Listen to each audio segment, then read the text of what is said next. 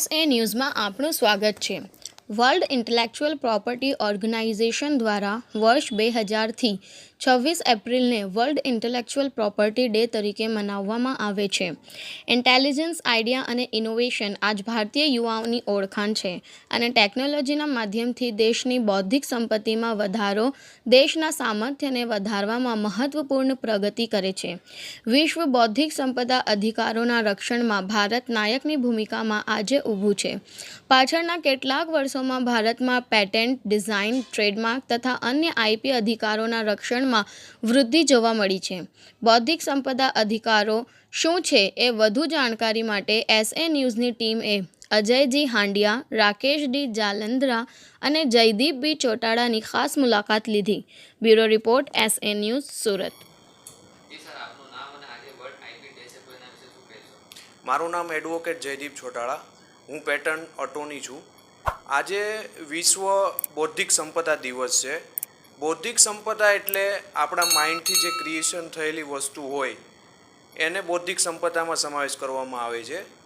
આ બૌદ્ધિક સંપદાના રક્ષણ માટે વિવિધ કાયદાઓ છે અને આ બૌદ્ધિક સંપદાને સુરક્ષિત રહે અને લોકોમાં અવેરનેસ આવે એના માટે વિશ્વ બૌદ્ધિક સંપદા સંસ્થા દ્વારા આજે બૌદ્ધિક સંપદા દિવસ મનાવવામાં આવે છે અને આ દિવસની શરૂઆત 2002ની સાલથી કરવામાં આવી હતી.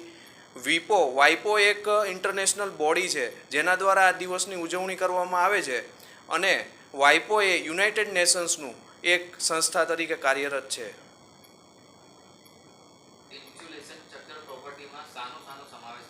ઇન્ટેલેક્ચુઅલ પ્રોપર્ટીમાં basically trademark, copyright, patent, design, integrated circuit, geographical indication આ વસ્તુનો સમાવેશ કરવામાં આવે છે.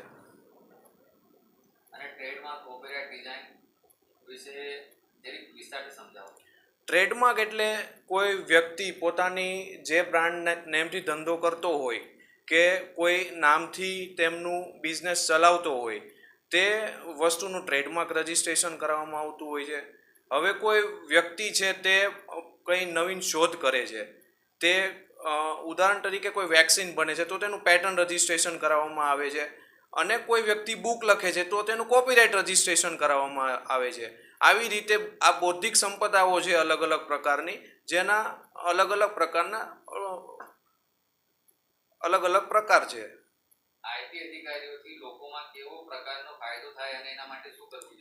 IP અધિકારોના રક્ષણથી લોકોની જે બનાવેલી બૌદ્ધિક સંપદા છે તેનું રક્ષણ મળી રહે છે. કોઈ વ્યક્તિ તે બૌદ્ધિક સંપદાનું ઉલ્લંઘન કરે તો એની સામે પણ રક્ષણ મળે છે અને તે વ્યક્તિને આર્થિક લાભો મળી રહે છે.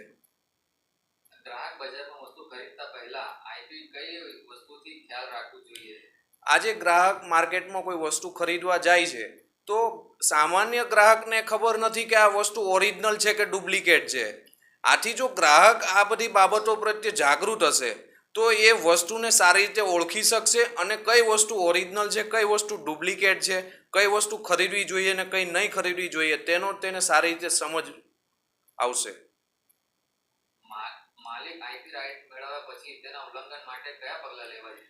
હવે કોઈ વ્યક્તિ જ્યારે પોતાના IPR અધિકારોને સુરક્ષિત કરી લે છે ત્યારે તે વ્યક્તિ IP અધિકારોની સુરક્ષા કરવી જરૂરી છે. આ અધિકારોની સુરક્ષામાં જ્યારે કોઈ વ્યક્તિ આવી વસ્તુનું ઉલ્લંઘન કરે, એમની સંમતિ વગર એ વસ્તુને વાપરે, એની કોપી કરે ત્યારે એના વિરુદ્ધમાં કાયદાકીય પગલાં લઈ શકાય છે.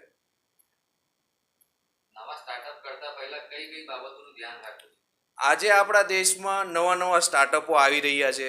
સરકાર પણ સ્ટાર્ટઅપને પ્રોત્સાહિત કરી રહી છે.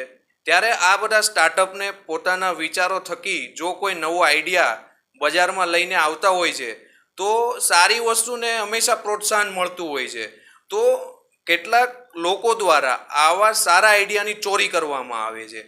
તો આ ચોરી અટકાવવા માટે એમને પોતાના IP અધિકારોનું રક્ષણ મેળવવું જોઈએ અને જે બાબતે જો એમને નોલેજ હશે, એમની સમજમાં હશે તો એ સારી રીતે પોતાનો બિઝનેસને આગળ ગ્રોથ કરી શકશે.